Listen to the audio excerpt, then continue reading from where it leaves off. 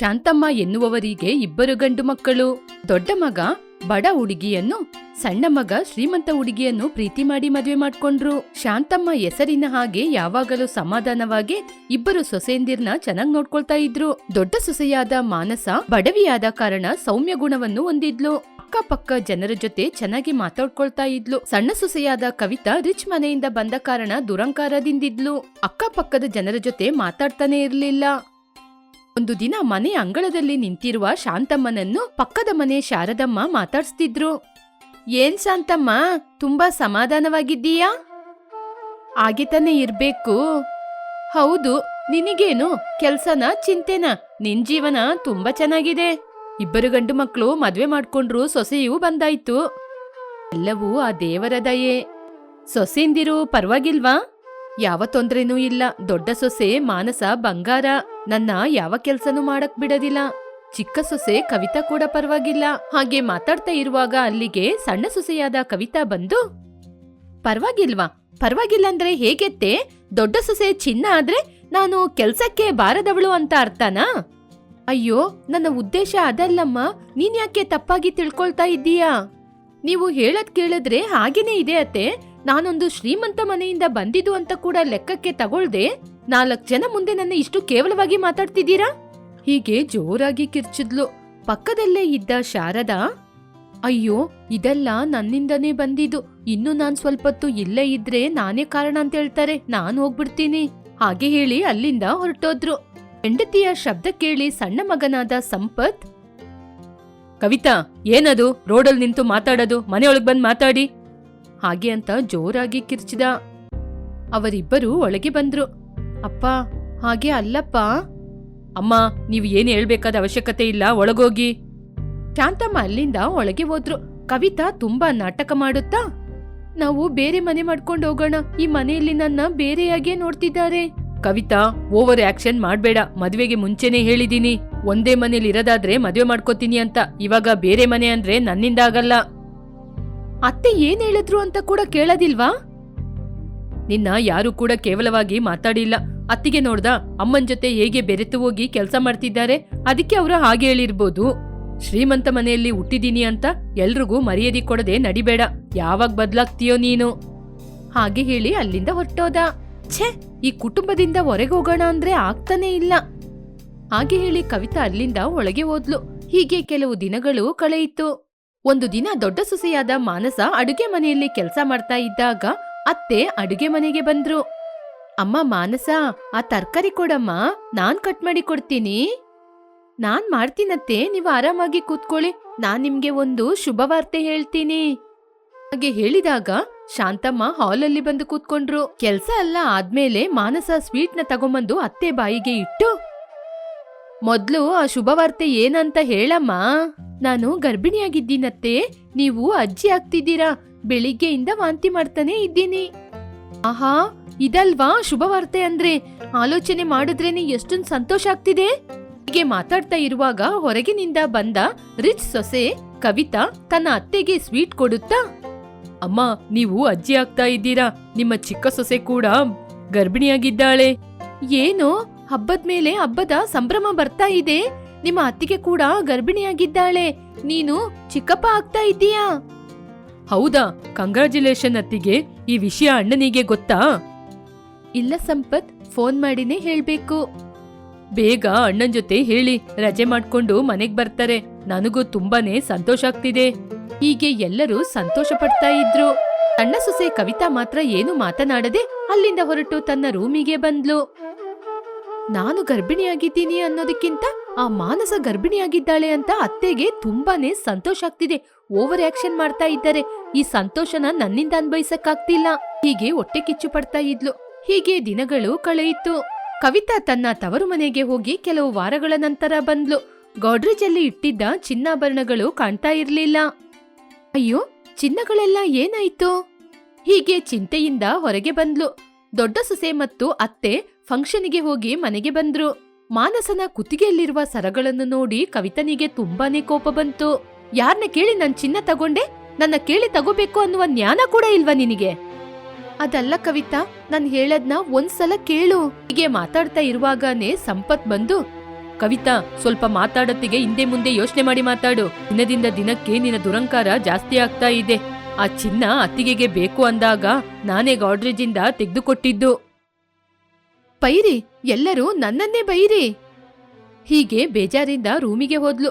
ಮಾನಸ ದುಃಖ ಪಡುವುದನ್ನು ನೋಡಿ, ಅತ್ತಿಗೆ, ಅವಳ ಪರವಾಗಿ ನಾನ್ ನಿಮ್ ಜೊತೆ ಸಾರಿ ಕೇಳ್ತೀನಿ, ಏನ್ ತಿಳ್ಕೊಬೇಡಿ ಹಾಗೆ ಹೇಳಿ ರೂಮಿಗೆ ಹೊರಟೋದ. ಮಾನಸ, ಆ ಸರಗಳನ್ನ ಬಿಚ್ಚಿ ಅವಳಿಗೆ ಕೊಟ್ಬಿಡು ಹಾಗೆ ಅಂತ ಹೇಳಿ ಶಾಂತಮ್ಮನೂ ಒಳಗೆ ಹೋದ್ರು. ಮಾನಸ ಅವಳ ರೂಮಿಗೆ ಹೋಗಿ ಚಿನ್ನವನ್ನೆಲ್ಲ ಬಿಚ್ಚಿ ಕವಿತನಿಗೆ ಕೊಡ್ಲಿಕ್ಕೆ ಅವಳ ರೂಮಿಗೆ ಹೋದ್ಲು. ನನ್ನ ಏನು ತಪ್ಪು ತಿಳ್ಕೊಬೇಡ ಕವಿತಾ, ಸಂಪತ್ ಅತ್ತೇನು ಹೇಳಿದ ಕಾರಣದಿಂದನೇ ನಾನು ಈ ಚಿನ್ನನ ಹಾಕೊಂಡೆ, ನನ್ನ ತಪ್ಪು ತಿಳ್ಕೊಬೇಡ ಹಾಗೆ ಅಂತ ಹೇಳಿ ಹೊರಗೆ ಹೋದ್ಲು. ಹೀಗೆ ಸ್ವಲ್ಪ ದಿನ ಕಳೆಯಿತು.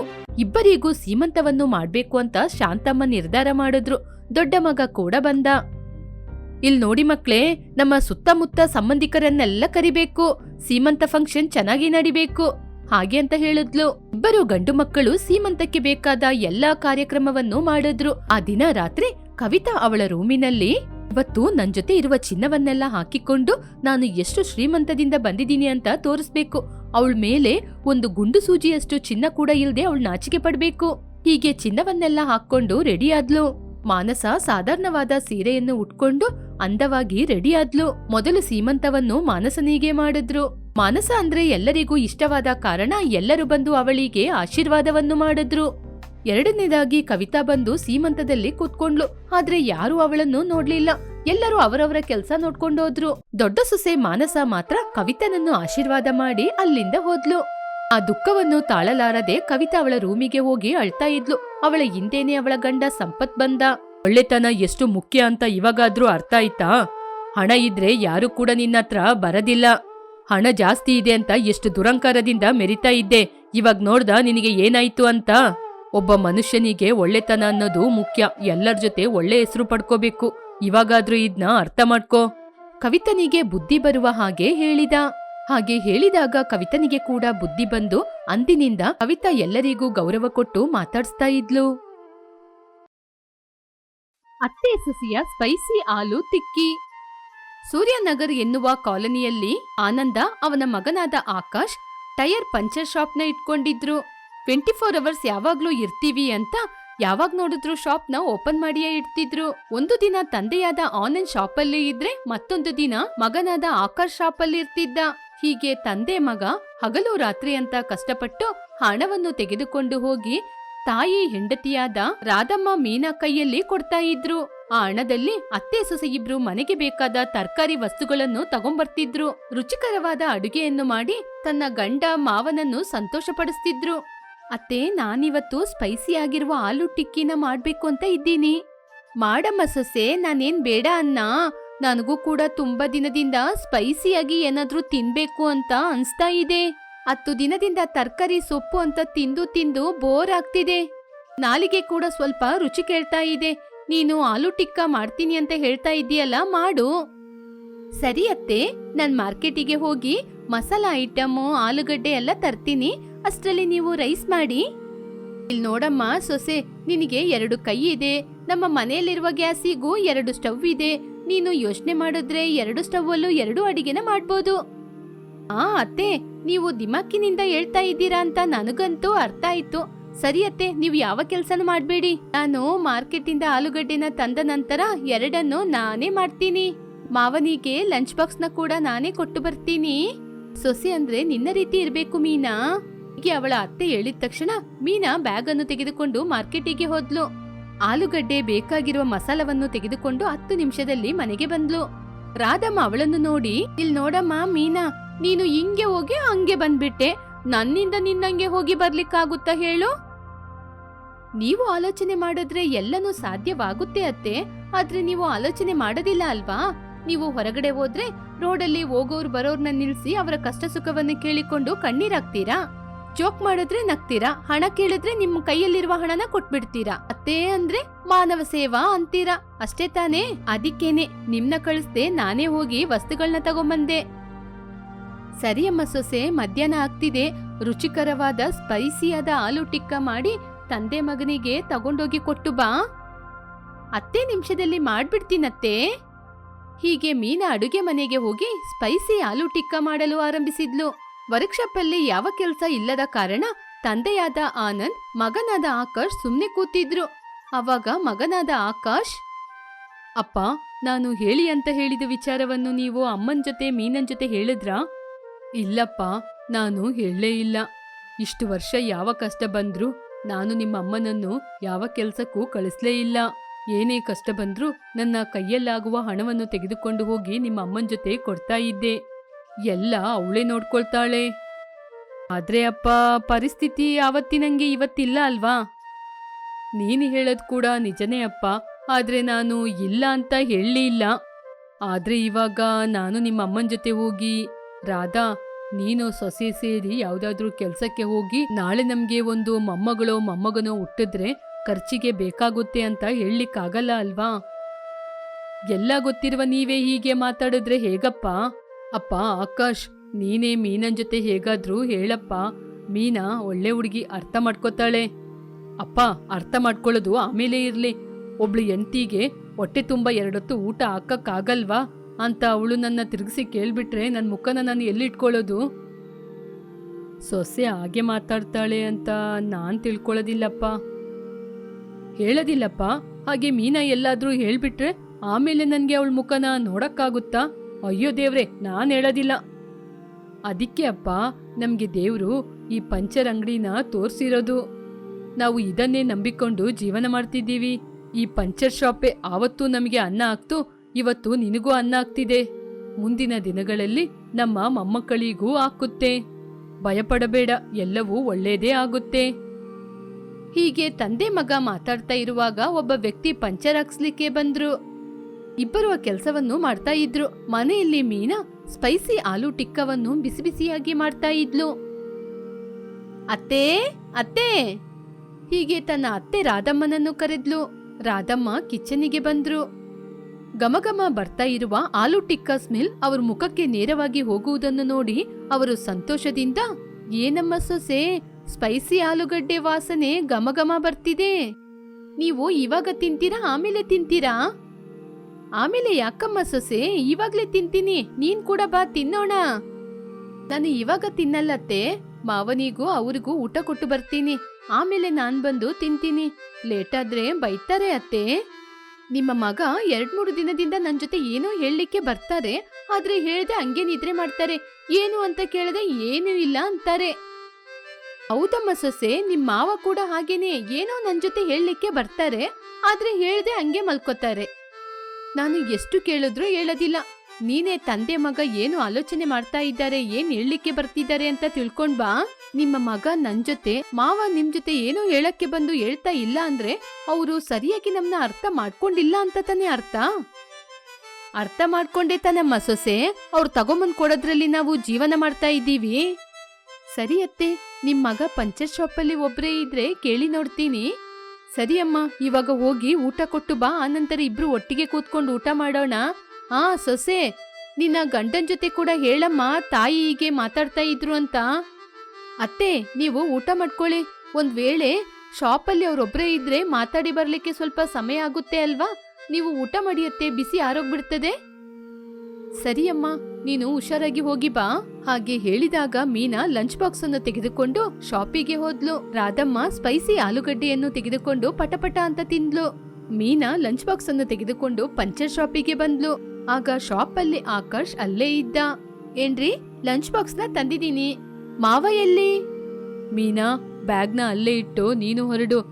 ತಂದೆ ಅಲ್ಲಿ ರೋಡಲ್ಲಿ ಯಾವುದೋ ಒಂದು ಕಾರ್ ಪಂಚರ್ ಆಗಿದೆ ಅಂತ ಹೋಗಿದ್ದಾರೆ. ಅವ್ರು ಬಂದ್ಮೇಲೆ ನಾವು ಒಟ್ಟಿಗೆ ಊಟ ಮಾಡ್ತೀವಿ, ನೀನು ಹೊರಡು. ನಾನು ನಿಮ್ ಜೊತೆ ಸ್ವಲ್ಪ ಮಾತಾಡ್ಬೇಕು ಅಂತ ಇದ್ದೀನಿ ರೀ. ಹೇಳು ಮೀನಾ. ನಾನು ನಿಮ್ನ ಸ್ವಲ್ಪ ದಿನದಿಂದ ನೋಡ್ತಾ ಇದ್ದೀನಿ. ನನ್ ಜೊತೆ ಸರಿಯಾಗಿ ಮಾತಾಡೋದಿಲ್ಲ, ಪ್ರೀತಿಯಿಂದನೂ ಮಾತಾಡ್ಸೋದಿಲ್ಲ. ಬರ್ತೀರಾ, ಊಟ ಮಾಡ್ಕೊಂಡು ಮಲ್ಕೋತೀರಾ, ಏನಾಯ್ತು? ಅದು ಮಾತ್ರ ಅಲ್ದೆ ಏನೋ ಹೇಳ್ಬೇಕು ಅಂತ ಪ್ರಯತ್ನ ಪಡ್ತಾ ಇದ್ದೀರಾ. ಹೇಳ್ರಿ, ಇಲ್ಲಿ ಅತ್ತೆ ಮಾವ ಯಾರೂ ಇಲ್ಲ, ನಾವು ಇಬ್ರು ಮಾತ್ರ ಇರೋದು. ವಿಷಯ ಏನು ಅಂತ ಹೇಳ್ರಿ. ಬೆಳಕು ಇರುವಾಗನೇ ಮನೆ ಕೆಲಸ ಮಾಡ್ಕೊಂಡ್ರೆ ಚೆನ್ನಾಗಿರುತ್ತೆ ಅಲ್ವಾ? ಹೌದು ರೀ, ಇವಾಗ ಇಲ್ಲ ಅಂತ ಯಾರು ಹೇಳಿದ್ದು? ಸುಮ್ನೆ ಹಾಗೆ ಹೇಳ್ತಾ ಇದ್ದೀನಿ ಮೀನಾ. ಮನೆಯಲ್ಲಿ ಕೆಲಸ ಎಲ್ಲ ಆದ್ಮೇಲೆ ಅತ್ತೆ ಸೊಸೆ ಇಬ್ರು ಹೊರಗೆ ಕೂತ್ಕೊಂಡು ಕತೆಗಳು ತಾನೇ ಮಾತಾಡ್ತೀರಾ? ಹೌದು ರೀ, ಅದಕ್ಕೆ 1 ವಾರದಿಂದ ನಾವು ಹಾಗೆ ಮಾಡ್ತಾ ಇಲ್ಲ. ನಾನು ಅತ್ತೆನೂ ಒಂದು ತೀರ್ಮಾನಕ್ಕೆ ಬಂದಿದೀವಿ. ಏನ್ ಮೀನಾ, ಹಗಲಿಡೀ ನಾವು ಪಂಚರ್ ಹಾಕಿದ್ರೆ ರಾತ್ರಿ ಇಡೀ ನೀವು ಪಂಚರ್ ಹಾಕ್ತೀರಾ? ಸೀರಿಯಸ್ ಆಗಿ ಮಾತಾಡುವಾಗ ಈ ಮಧ್ಯೆ ಜೋಕ್ ಎಲ್ಲ ಬೇಕಾರಿ? ಓ ಸರಿ ಸರಿ, ಸಾರಿ ಮೀನಾ. ನೀವ್ ಹೇಳಿದ್ದೆ ನಾನು ಅತ್ತೆ ಮಾತಾಡ್ಕೊಂಡಿದ್ದು ಬೆಳಕೆ ಇರುವಾಗನೇ ಮನೆ ಕೆಲಸ ಮಾಡ್ಕೋಬೇಕು ಅಂತ. ಹೀಗೆ ಮೀನಾ ಹೇಳಿದಾಗ ಆಕಾಶ್ ಮುಖ ಸಂತೋಷದಲ್ಲಿ ಬೆಳಗಿತ್ತು.